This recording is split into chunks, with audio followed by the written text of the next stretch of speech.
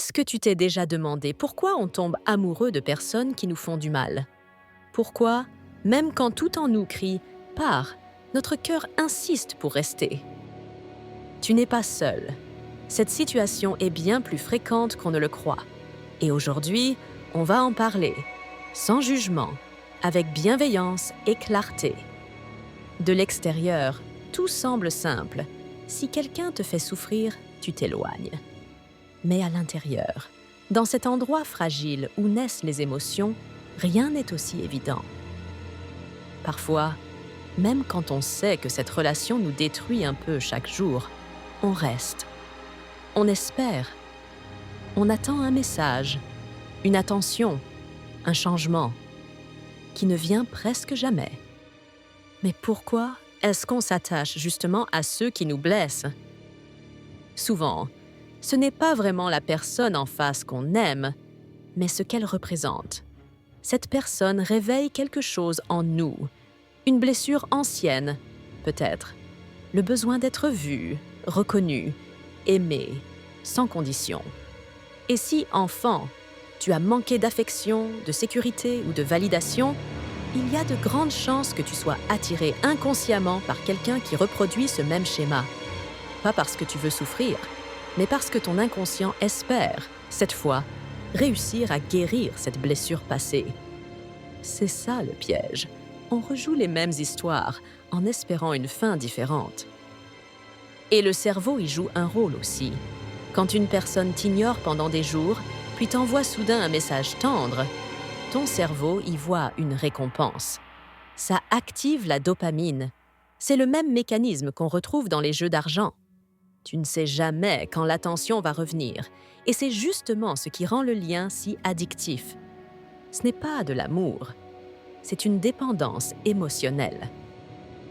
On devient accro au presque, à ce que ça aurait pu être, aux promesses jamais tenues. Et alors, on commence à se justifier. Il n'est pas si mauvais. Elle a vécu des choses difficiles. Je suis trop sensible peut-être.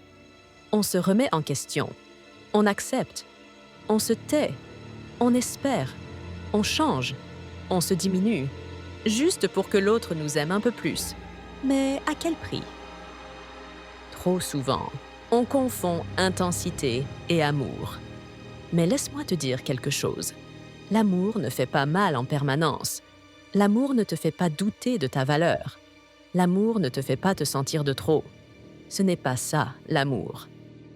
Ce que tu ressens, c'est peut-être un manque, une peur de l'abandon, le besoin profond d'être reconnu. Ce n'est pas un crime, c'est humain. Mais c'est aussi là que commence le chemin de la libération. Demande-toi, qu'est-ce que j'essaie de combler avec cette personne?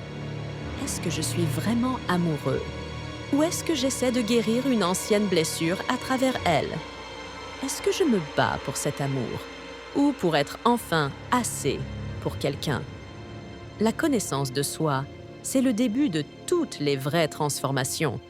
Tu n'es pas faible parce que tu es tombé amoureux de quelqu'un de toxique. Tu es humain et tu peux, à tout moment, reprendre le contrôle de ton histoire. Il ne s'agit pas de rejeter l'amour, mais de choisir un amour qui te respecte. Un amour où tu n'as pas à supplier, à courir après des messages ou à justifier tes émotions. Et tout commence par toi. Par le regard que tu poses sur toi-même, par la tendresse que tu te donnes, par les limites que tu oses poser. Oui, parfois, ça signifie rester seul un temps, pleurer, supprimer un numéro, arrêter d'espérer ce message qui ne vient pas. C'est dur, mais c'est nécessaire. Parce que tu mérites plus que ça. Tu mérites un amour qui t'apaise, pas qui t'épuise. Tu mérites qu'on te choisisse, qu'on te traite avec douceur, avec constance. Tu mérites un amour qui ne te fait pas douter de toi chaque jour. Et le premier à te donner cet amour, c'est toi. Alors, pose-toi cette question. Qu'est-ce qui se passerait si, au lieu de courir après ceux qui ne te voient pas, tu décidais enfin de te regarder, toi, avec les yeux que tu espères tant croiser chez l'autre? Tu n'es pas ce que les autres n'ont pas su aimer chez toi. Tu es bien plus. Et parfois, le plus grand acte de courage, c'est de lâcher ce qui te blesse et de te choisir, toi. Pas pour prouver quoi que ce soit, mais simplement parce que tu le mérites. Chaque jour, tu peux choisir une autre histoire, une autre manière de t'aimer, une autre manière d'aimer. Si tu as déjà aimé quelqu'un qui t'a fait du mal, ne t'en veux pas, mais apprends, grandis et avance. Parce qu'un jour, tu verras, l'amour vrai ne blesse pas, il guérit. Merci d'avoir écouté jusqu'au bout. Si ce message a résonné en toi, pense à le partager. Et surtout, souviens-toi, tu n'es pas seul, tu n'as pas à traverser ça sans soutien. On avance ensemble, un pas après l'autre.